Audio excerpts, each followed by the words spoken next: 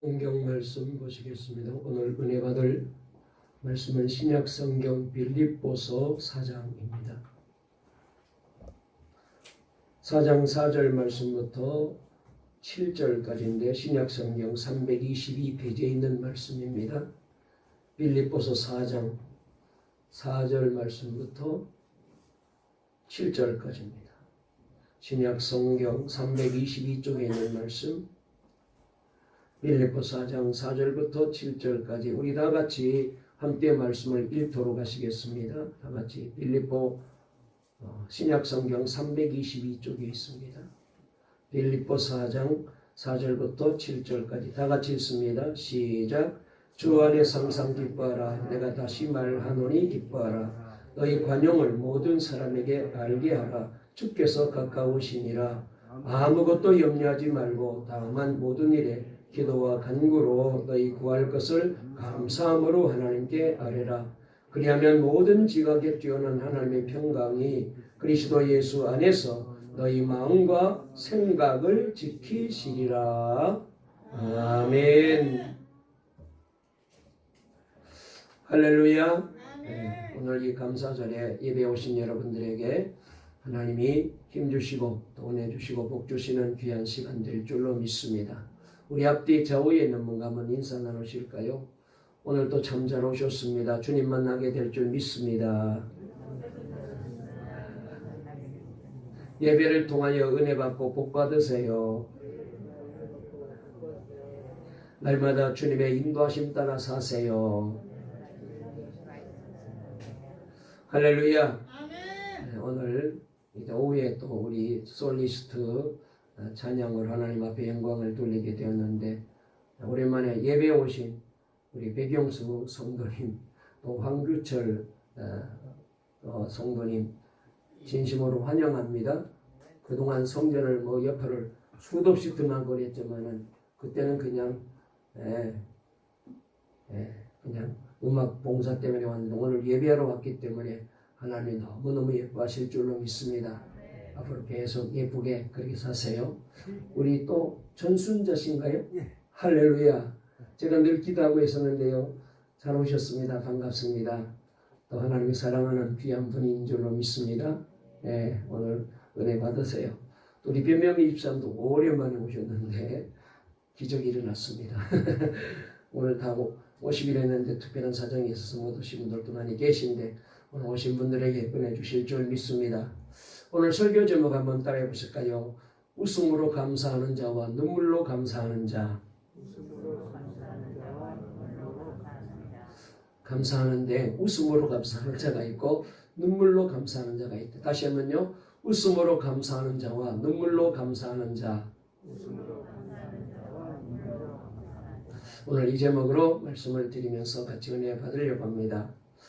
여러분 지금은 우리 모두가 어렵고 힘든 시대를 살아가고 있습니다. 특별히 그 중에서도 경제적인 어려움의 파도가 계속해서 우리에게 몰려오고 있습니다. 우리나라만 겪는 일은 아니지만 지금 전 세계적으로 참 어렵고 힘든 경제적인 그런 시대를 우리가 살아가고 있습니다.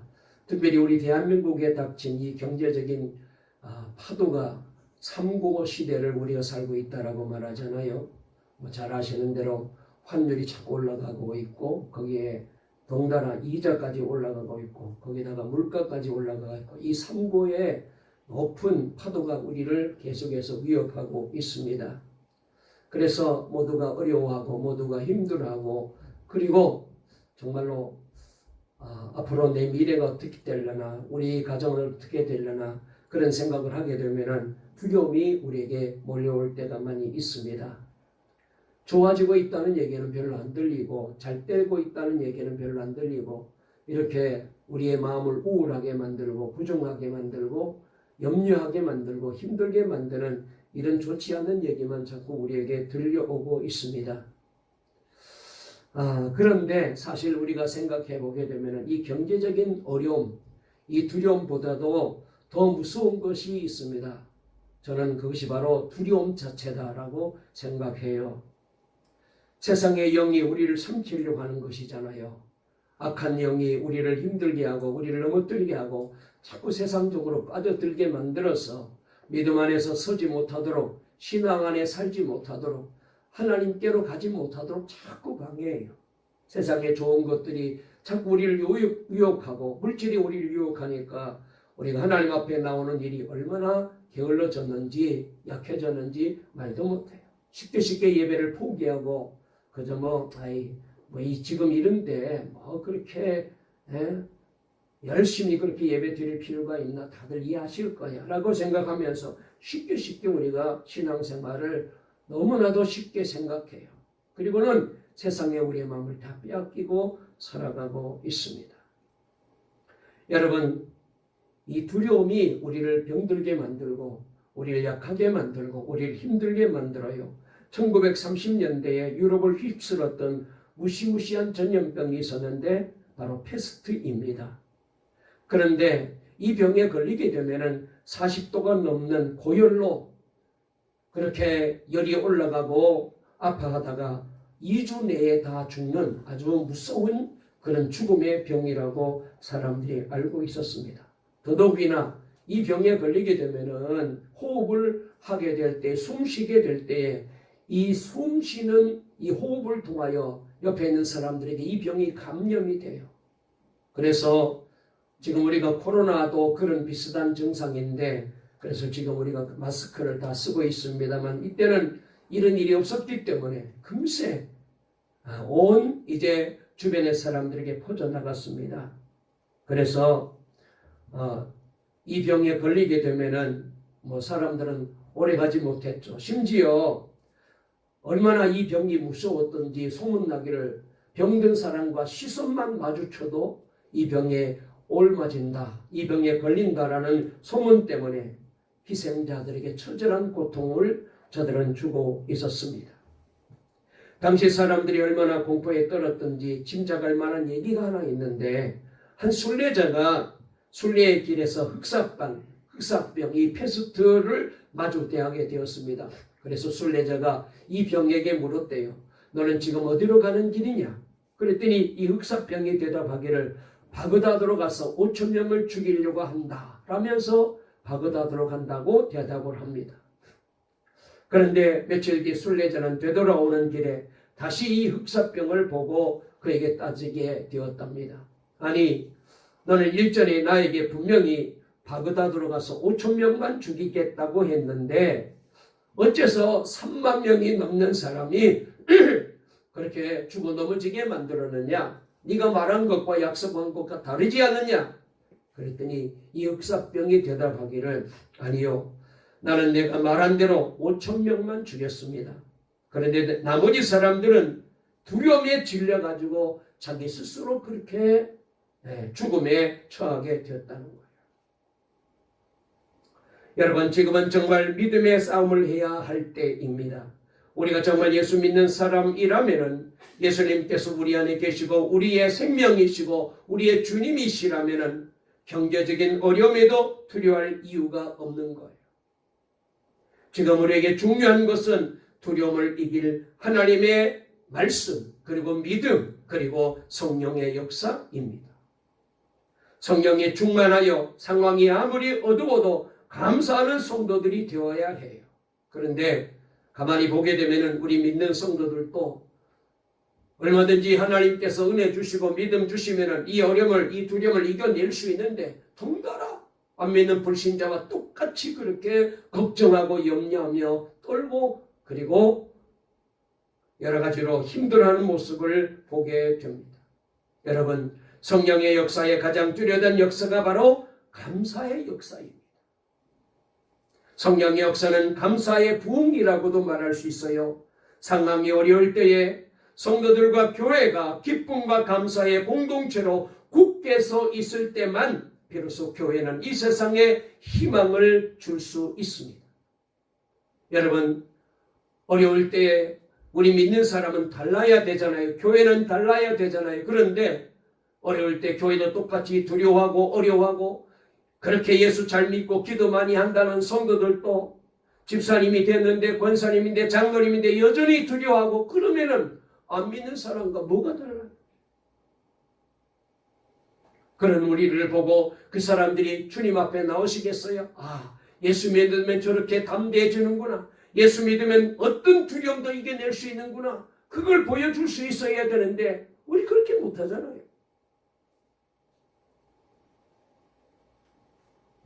우리가 정말 부활하셔서 우리와 함께 하시는 예수님을 믿는다면 우리는 내 모든 시험 무거운 짐을 나홀로 지고 견디다 못해 쓰러질 때라고 이런 찬송만 부르지 말고 감사합니다.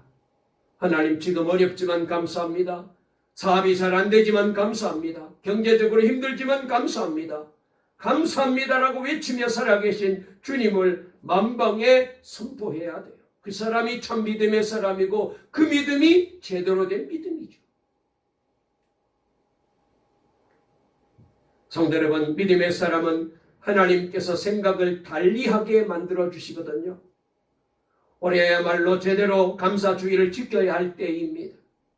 우리가 진짜 믿음의 사람이라면 올해야말로 감사의 기적이 일어나야 할 때입니다. 왜냐하면 세상 모든 사람이 안 된다고 말하고 힘들다고 말하고 살기 어렵다고 말할 때 이때 우리 제대로 된 믿음의 사람이라면 하나님 감사합니다. 감사를 일어나야 돼요. 그래야 여러분 그 사람이 제대로 된 믿음의 사람이죠. 우리의 믿음이 진짜인지 아닌지를 스스로 한번 점검해 보실 때가 된 거예요. 우리의 신앙의 힘은 항상 감사할 수 있느냐? 어디까지 감사할 수 있느냐?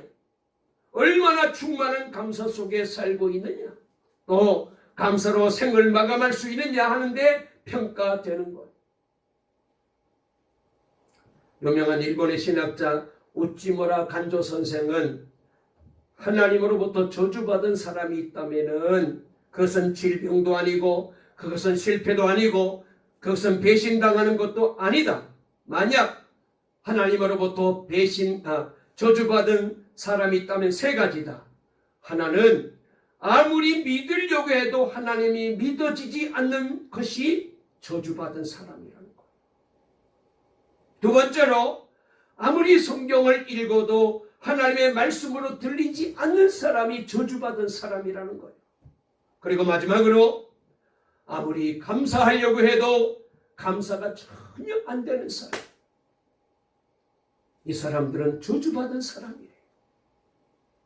그렇잖아요. 그렇게 안 믿고 감사 없이 살다가 죽으면 지옥 떨어지잖아요. 멸망으로 가는 거잖아요. 실패한 것이 저주가 아닙니다. 몸이 아파도 예수 믿고 구원받으면 천국 가잖아요.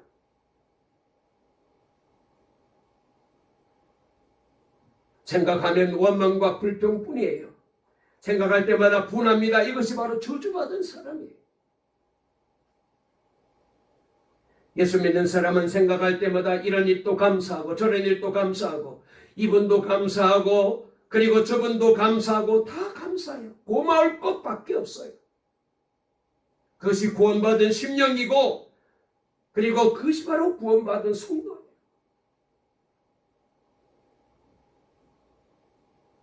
생각하고 원망하고 분하고 한이 맺혀 있는 이 귀한 마음을 가지고 살아가는 사람은 저주받은 사람입니다. 제가 몇 주 전에 우리 마음속에 악한 생각이 들어오지 못하도록 합시다.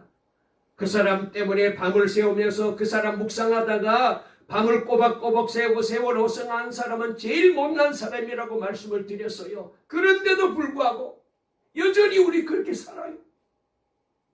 아니 주님만 밤새도록 묵상해도 그게 은혜가 될까 말까 한데 아니 맨날 그냥 뭐 나에게 이렇게 한 사람 그 사람 때문에 힘들었다고 너무 속상하다고 어떻게 그렇게 묵상하니까 믿음이 안 자라요. 그러지 말자고 말씀을 드렸잖아요. 여러분 우리 교회와 우리 성도들의 가정과 우리들의 마음속에 감사의 부흥이 오늘 이 예배를 통하여 다시 뜨겁게 일어날 수 있기를 주의 이름으로 축원합니다. 할렐루야. 우리 옆에 분과 한번 인사하실까요? 감사가 다시 회복되기를 바랍니다. 얼굴 보니 너무 감사합니다. 전에까지 미웠지만은 아이고 그랬는데 이제는 감사가 돼야 돼. 감사. 성경에 감사의 부흥을 경험한 대표적인 사람을 꼽으라고 한다면은 빌립보서를 쓴 사도 바울을 우리가 들 수가 있어요. 빌립보서는 다른 어떤 성경보다도 기쁨에 대해서 가장 많이 언급하고 있는 그런 말씀이잖아요. 그러나 사도 바울이 처한 상황은 기뻐할 수 있는 상황이 절대로 아니었어요. 간수 4명이 감시하는 차디찬 감옥 안에 매여 있었습니다. 사도 바울이 순교당한 참수토 성당에 가보게 되면은 사도 바울의 목을 그 위에 올려놓고 도끼로 내리쳐 죽인 그 현장을 돌로 기둥으로 만들어서 우리들에게 보여주고 있습니다. 갈 때마다 정말로 마음이 숙연해지죠. 사도 바울이 이렇게 순교했습니다. 그런 시간이 다가오고 있었잖아요. 그런 상황에서 그 어느 누구도 기뻐하고 즐거워할 수 없잖아요. 그러나 바울은 감옥 밖에서 자유를 누리고 있는 성도들을 향하여 기뻐하라고 말씀하고 있습니다. 4절 말씀에 이렇게 말씀하셨는데요. 우리 본문의 말씀으로 돌아가서 4절 한번 읽어볼까요? 시작. 주 안에서 항상 기뻐하라. 내가 다시 말하노니 기뻐하라. 아멘. 여기 말씀을 보면 그냥 기뻐하라가 아닙니다. 항상 기뻐하라라고 말씀하고 있습니다. 그런데 이것도 부족했던지 내가 다시 말하노니 기뻐하라라고 강조하고 있어요.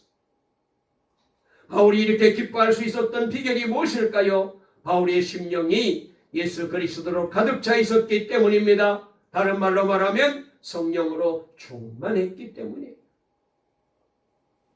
빌립보 1장을 자세히 살펴보게 되면 그리스도 혹은 예수 그리스도라는 말이 17번이나 쓰여져 있는 것을 보게 됩니다.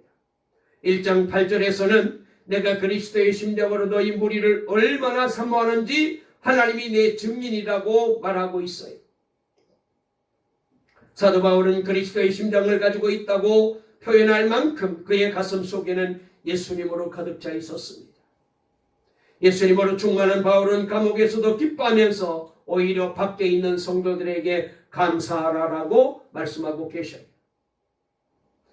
특별히 그 중에서도 오늘 우리 다 같이 6절 말씀 읽어보실까요? 중요한 말씀이 있습니다. 6절 시작.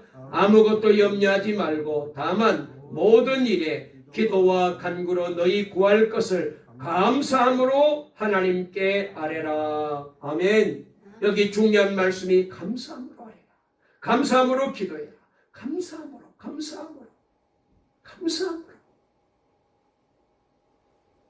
사도 바울은 12절에서 이렇게 말했어요. 너희 당한 일이 도리어 복음의 진보가 된 줄을 너희가 알기를 원하노라 그랬습니다. 사도 바울은 돌이켜보면 지난 3년 동안 죽을 고생을 다했습니다. 그러나 로마 감옥에 갇혀서 돌이켜보니까 이 모든 과정을 통해서 자기는 비록 그렇게 고생하고 힘들게 복음을 전하며 살아왔고 지금은 이 로마 감옥에 갇혀 있지만 이 빌립보 감옥에 갇혀 있지만은 이로 통하여 복음이 전파되고 있으니 너무나도 감사했던 것입니다. 그래서 설명할 수 없는 감사, 다른 사람들이 이해하기 어려운 감사의 역사가 성령 안에, 이 바울 안에 충만하게 있었어요. 그래서 여러분, 이 바울이 하나님 앞에 성령으로 충만해서 드리는 이 감사는 눈물로 하나님 앞에 드리는 감사다, 이렇게 말할 수 있어요. 보세요. 우리도 사도 바울이 말한 이 감사를 주목해야 돼요. 성령 충만하여 감옥에서도 말할 수 없는 고생을 했으면서도 감사하는 이 바울의 눈에는 아마 눈물이 가득했을 거예요. 여러분, 지금 죽음을 앞에 두고 있고 그 다음에 감옥에 갇혀 있는데 그런데도 감사합니다. 웃으며 감사할 수 있을까요? 절대로 그런 감사가 아니에요. 이렇게 감사에는 웃음으로 드리는 감사도 있지만 눈물로 드리는 감사도 있어요. 여러분, 올 한 해를 한번 되돌아보세요. 봤더니 하나님께서 특별한 복을 내게 주셨어요. 시험에 합격도 하게 만들어 주시고 우리 자녀들이 승진도 되게 만들어 주시고 경제적으로 돈도 벌게 만들어 주시고 집도 더 넓게 만들어 주시고 그리고 몸이 불편했는데 몸도 건강하게 만들어 주셨습니다. 이런 일을 생각하면은 이거는 저절로 웃음이 나는, 웃으며 드리는 감사예요.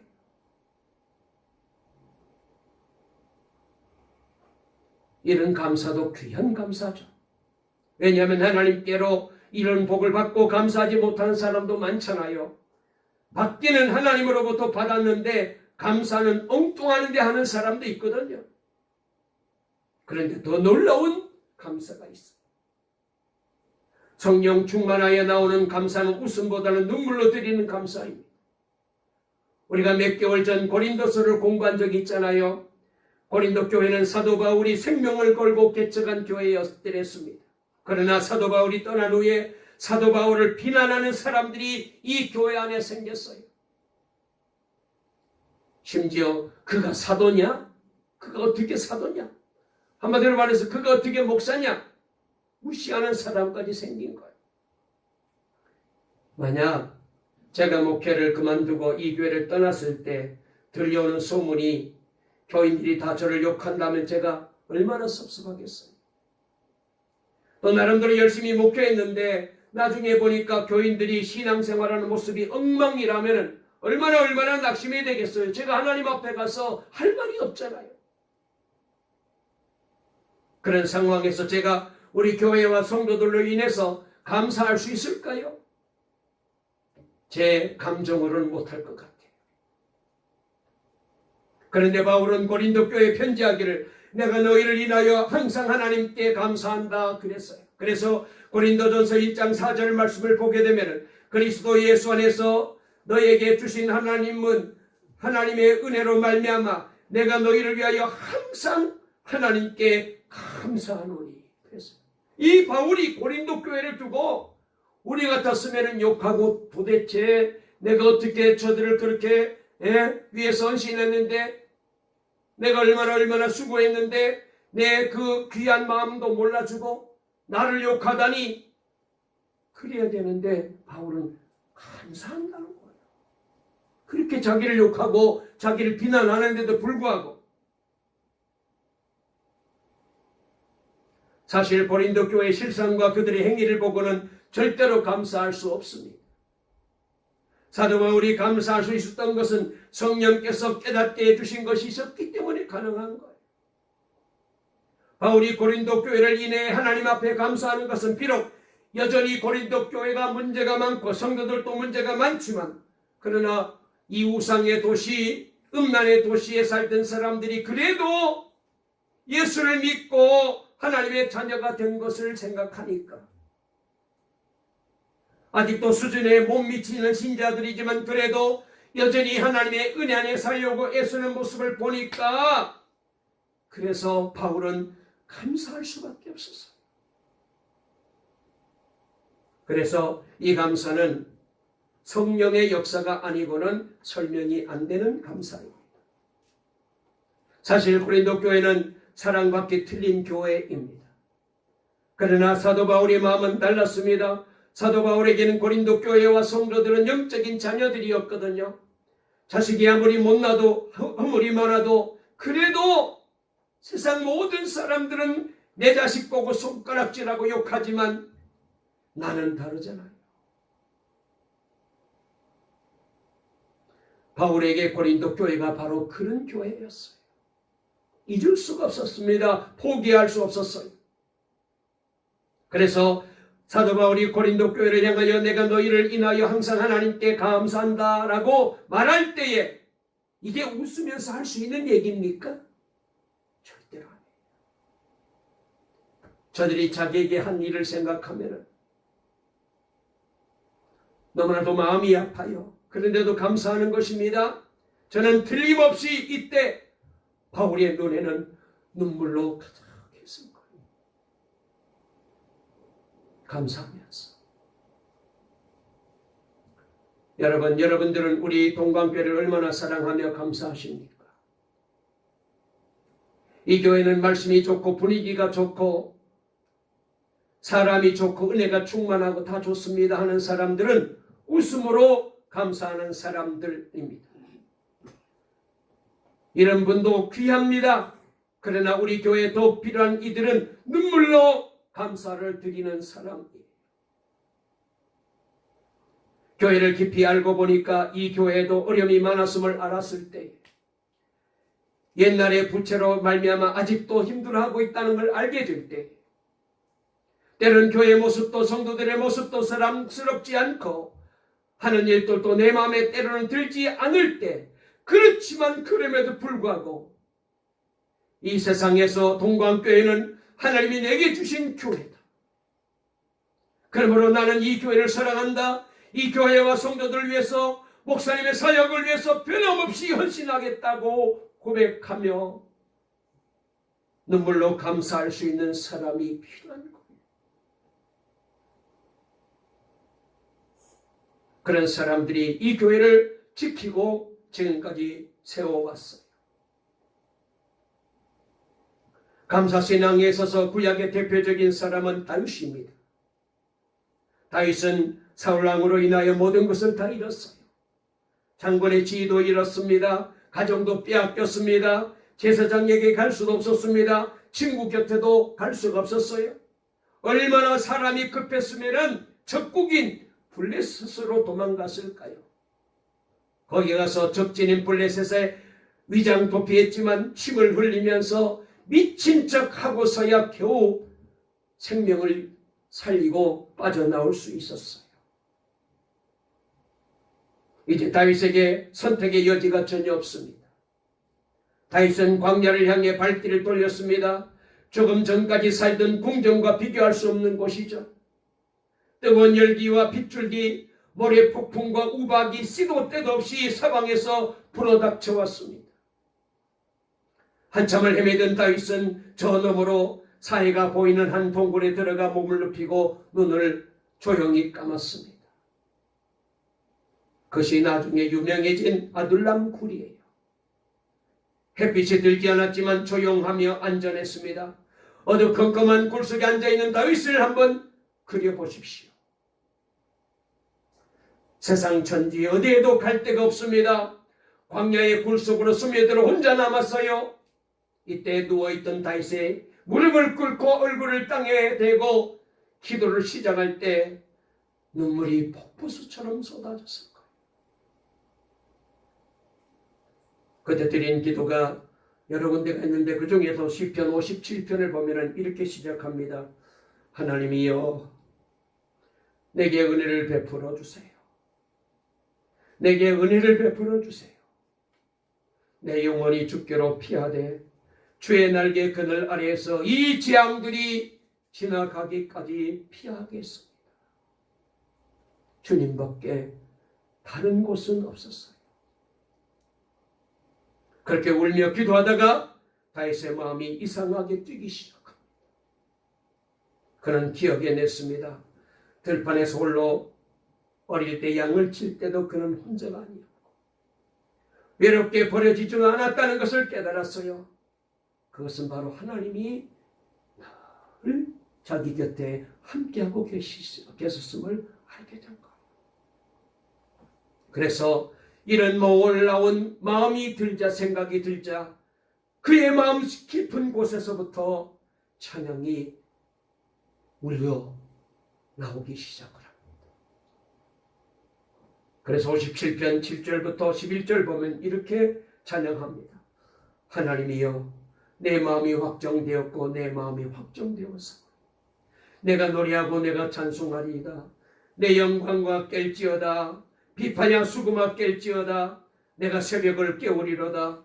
주여 내가 만민 중에서 주께 감사하오며 문나라 중에서 주를 찬송하리이다. 무릇 주의 인자가 커서 하늘에 미치고 주의 진리는 궁창에 이르나이다. 하나님이여 주는 하늘 위에 높이 들리시며 주의 영광이 온 세계 위에 높아지기를 원하나이다. 이 감사는 눈물 없이 나올 수 없는 감사입니다.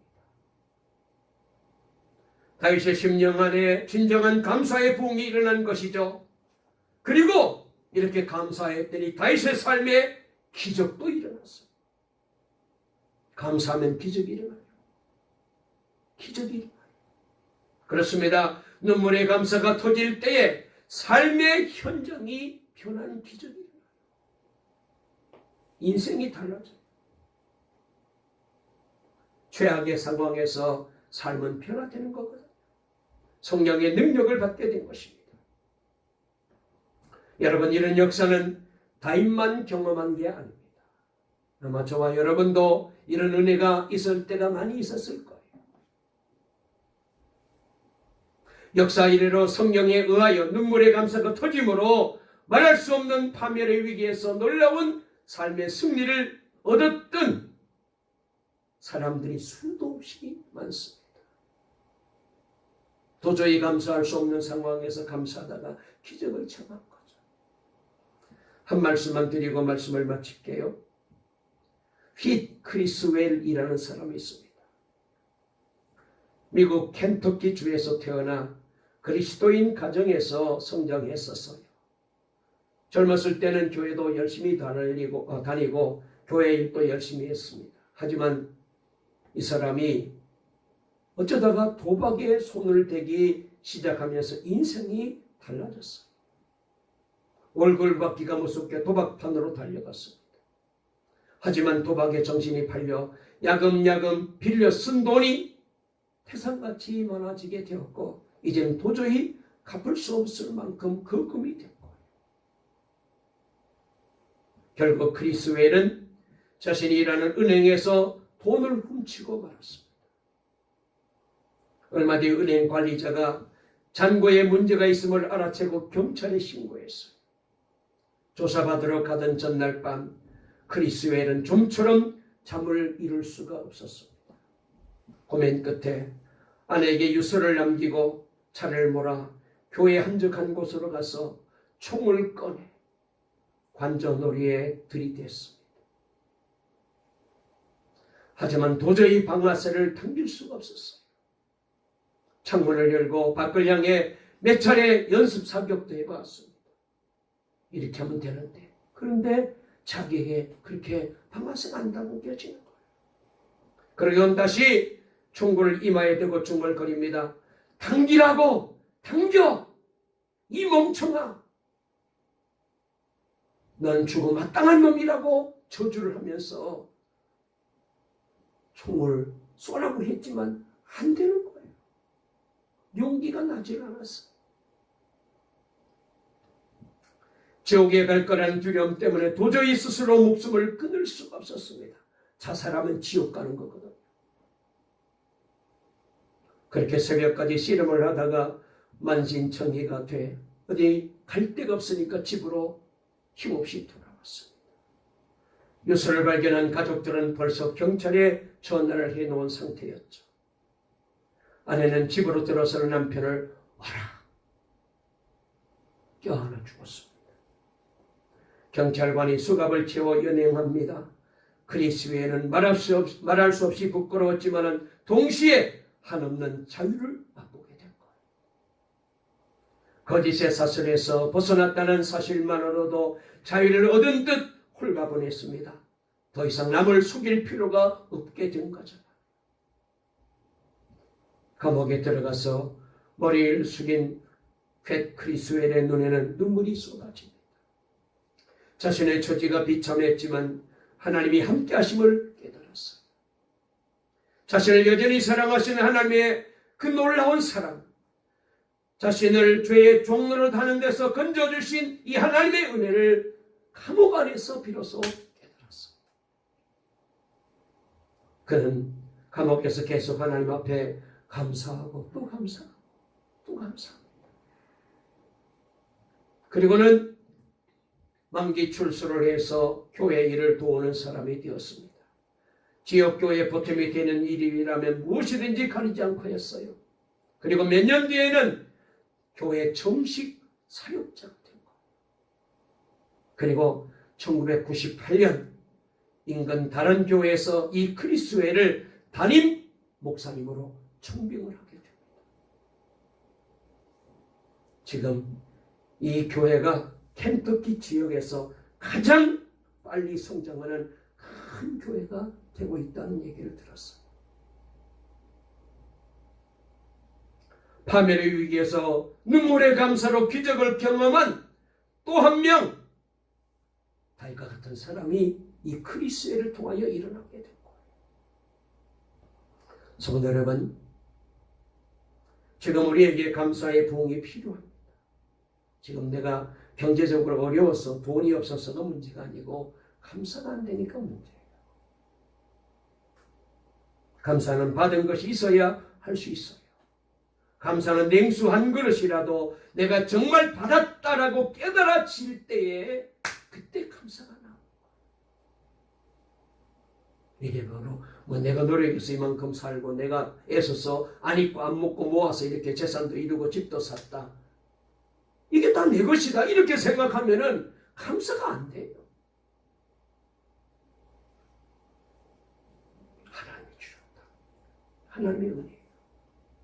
이렇게 되어야 감사가 나옵니다. 성령께서 우리가 어떤 은혜를 받았는지 알게 해주시기를 바랍니다. 그래서 우리 동강의 성도 여러분, 저와 여러분 모두가 감사의 부흥이 일어나게 되기를 주의 이름으로 축원합니다. 성령께서 오늘 이 시간 다시 한번 저와 여러분들의 마음속에 회복을 주시고 깨닫게 만들어 주셔서 그래서 감사의 고백이 가득한, 그래서 우리도 다윗과 같이 하나님 앞에 웃으며도 감사할 수 있겠지만 눈물로 감사하고 하나님 앞에 영광을 돌리는 우리 동강의 모든 성도님들 다 되시기를 간절히 주의 이름으로 축원합니다. 축원합니다. 할렐루야. 살아계신 하나님 감사합니다. 웃음으로 드리는 감사도 있지만 성령께서 역사하실 때에 어려운 환경 중에서도 실패하고 가난해지고 빈털터리가 되었지만 거기서 하나님 앞에 눈물로 드리는 감사, 이 감사가 있을 때에 기적이 일어나게 될 줄로 믿습니다. 우리 동강의 모든 성도들의 삶 속에 눈물로 드리는 감사가 넘쳐나서 감사의 부흥이 일어나고 성령의 감사가 일어나서 날마다 감사하며 기적을 체험하고 은혜를 체험하고 우리도 다윗과 같이 우리도 바울과 같이 하나님께 영광 돌리며 살아가게 주시옵소서. 예수님의 이름으로 기도 올리옵나이다. 아멘.